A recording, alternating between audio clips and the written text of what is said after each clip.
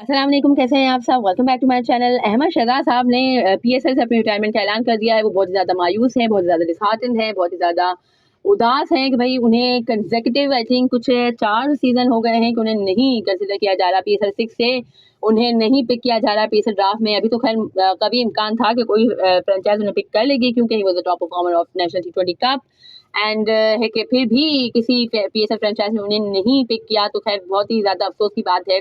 एक तरफ है जो भी मैंने कहा था कि पीआर चलाई जो भी, लेकिन फिर भी भाई परफॉर्मेंस तो दी थी ना, और परफॉर्मेंस देने उन्होंने देना शुरू की थी। इसके बाद मैं भी चाहती थी कि भाई वो चलो नेशनल साइड में नहीं बट एटलीस्ट पीएसएल में तो वो खेलते। बट है कि फिर पीआर जिस तरह से उन्होंने चलाई ना, तो फिर मुझे गुस्सा आया कि भाई आपको पीआर चलाने की क्या जरूरत है। आपकी जब परफॉर्मेंस हो रही है तो आप उसी के बेस पे रहो ना। साहिबजादा फरहान की मिसाल हम सबके सामने है कि उन्होंने परफॉर्म किया। सरफराज अहमद की भी मिसाल हमारे सामने है कि डोमेस्टिक में परफॉर्म किया एंड आपकी परफॉर्मेंस बोलनी चाहिए भाई। ये पीआर चलाने से कुछ भी नहीं होता। ये पीआर की वजह से मुझे गुस्सा आया था। दैट्स वाई है कि मैंने उनके कहा था कि भाई ये चीज़ सही नहीं है ना। मीन्स आपको ये पेड कैंपेन क्यों चलवानी है, मीडिया कैंपेन। एनीवेज खैर रिगार्डलेस ऑफ जो उन्होंने पीआर चलाई नहीं चलाई जो भी, बट फिर भी भाई परफॉर्मेंस थी अहमद शहजाद की। अहमद शहजाद को कंसिडर किया जाना चाहिए था। कोई भी कहे पीएसएल फ्रेंचाइज को लेना चाहिए, नहीं लिया। आई डोंट नो क्या रीज़न है। पीएसएल 6 में भी अनपिक रहे थे वो, 7 में, 8 में और अब 9 में भी वो अनपिक रहे हैं। तो खैर इस वजह से उन्होंने उदास होकर पीएसएल से अपने रिटायरमेंट का ऐलान कर दिया है। बट फिर भी खबरें हैं कि पाकिस्तान की जो मुशावरत की जा रही है, आज कुछ मीटिंग की गई है पाकिस्तान की सिलेक्शन कमेटी की मीटिंग हुई है। मोहम्मद हफीज़ साहब ने भी है कि विया ज़ूम ज्वाइन किया था। तो है कि मतलब अहमद शहजाद का जो नाम है वो ज़ेर गौर है। डिस्पाइट ऑफ पीएसएल में किसी ने उनको पिक नहीं किया बट स्टिल उनका नाम ज़ेर गौर है। बट ज़ेर गौर करके भी अगर आप अनाउंस भी कर दोगे so I don't think Ahmad Shahzad को प्लेइंग 11 में जगह मिलने वाली है, क्योंकि हमारा जो टॉप ऑर्डर है वो अल्हम्दुलिल्लाह सॉर्टेड है, स्पेशली इन टी20 क्रिकेट। तो आई डोंट थिंक कि उनकी जगह बनने वाली है प्लेइंग 11 में। तो फिर मतलब फजूली होगा उनको अनाउंस करना।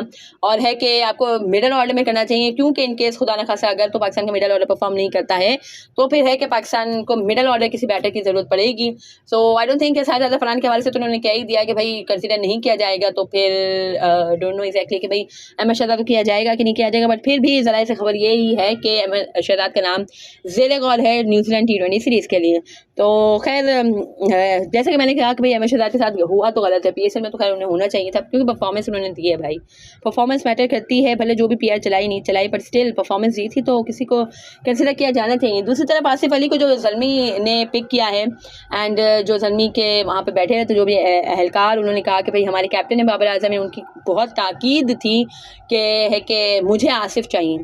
तो ऑब्वियसली आसिफ की क्या परफॉर्मेंसेस हैं पाकिस्तान टीम ने में भी उसने अच्छी परफॉर्मेंस दी है। और खैर जो उसका वे ऑफ प्लेइंग है उस वजह से उसे काफ़ी ज़्यादा फेलियर का भी सामना करना पड़ सकता है, क्योंकि है कि हार्डली ही उसे 10-12 बॉल्स खेलने को मिलती हैं। उसमें उससे एक्सपेक्ट किया जाता है कि वो 10-12 बॉल्स पे वो 20 रन कर दे या 25 रन कर दे या 30 रन कर दे। तो ये चीज़ ऑब्वियसली हर बार आप है कि कंसिस्टेंटली आप नहीं कर सकते हो। दैट्स वाई है कि मोहम्मद आसिफ है कि पाकिस्तान की टीम में कंटिन्यू नहीं कर सके टी20 वर्ल्ड कप के बाद। और है कि इसके बाद खैर हमने टेस्ट क्रिकेट खेली, ओडीआई खेली। तो ओडीआई जो फॉर्मेट है उसके तो हिस्सा थे भी नहीं हमारे आसिफ अली साहब, बट स्टिल है कि खुशदिल शाह हो गए या आसिफ अली हो गए। टैलेंट तो अच्छा है, हार्ड हिटर ऑब्वियसली हैं, बट जो उन्हें रोल मिलता है ना टीम में वो है कि इतना ज़्यादा कंसिस्टेंसी नहीं उसमें है कि आप प्रोड्यूस कर सकते हो। May be this is the reason, but still है कि चलो national T20 cup I don't know exactly उन्होंने खेला है कि नहीं खेला, बट है कि जिम एफ्रो में उन्होंने फाइनल में बहुत ही आउटस्टैंडिंग परफॉर्मेंस का मुजाहरा किया था। एंड आई थिंक एलपीएल जो उन्होंने लंका प्रीमियर लीग खेली थी उसमें भी एक आधी इनिंग उन्होंने अच्छी खेली थी। एंड अभी कुछ कौन सी लीग हो रही थी, T10 लीग हो रही थी, उसमें भी फाइनल में उन्होंने बहुत ही quick fire impactful run score किए थे। तो Asif Ali has a class man and है कि मैं तो खैर बहुत ज़्यादा खुश हूँ कि लोअर मिडल ऑर्डर में आके ज़ल्मी के लिए वो अच्छी परफॉर्मेंसेज देंगे इंशाल्लाह। That's what I think. And इसी वजह से ही बाबर आजम की बहुत ज़्यादा ताकीद थी कि भाई मुझे आसिफ चाहिए। बट बहुत से लोग उस पर क्रिटिसाइज़ कर रहे हैं कि बाबर आजम अब ज़ल्मी में भी अपनी दोस्ती यारियाँ खिलाएंगे एंड अब नेशनल साइड में नहीं खिला सकते थे एंड ऑल। तो भाई देख लेना आप इंशाल्लाह जो आसिफ अली की परफॉर्मेंस होगी ना आप देख लेना, क्योंकि है कि जो एक बिल्कुल गेम चेंजिंग जो एक इफेक्ट डालते हैं ना आसिफ अली टी20 क्रिकेट में स्पेशली, वो बहुत ही ज़्यादा माइंड ब्लोइंग होता है एंड इम्पैक्टफुल भी होता है। तो मेरे ख्याल से खैर अच्छी चॉइस है, ज़ल्मी में पिक किया गया है आसिफ अली को और बाबर आजम का। Obviously he is a captain, तो भाई दूसरे लोगों को क्या प्रॉब्लम है, he is a captain of Zalmi and obviously उससे पूछ के ही टीम डिसाइड की जाएगी ना। And if he wants Asif Ali and he get Asif Ali तो आई डोंट थिंक कि जो भी क्रिटिक्स हैं उनको कोई प्रॉब्लम होनी चाहिए. So that was it from this video. अगर आपको मेरी ये वीडियो पसंद आई हो, अगर आप मेरी बात से एग्री करते हो तो कमेंट सेक्शन में जरूर बताइएगा, और अगर कोई डिसएग्रीमेंट भी आपका हो तो please do comment below and subscribe to my channel for more such content. अल्लाह हाफिज.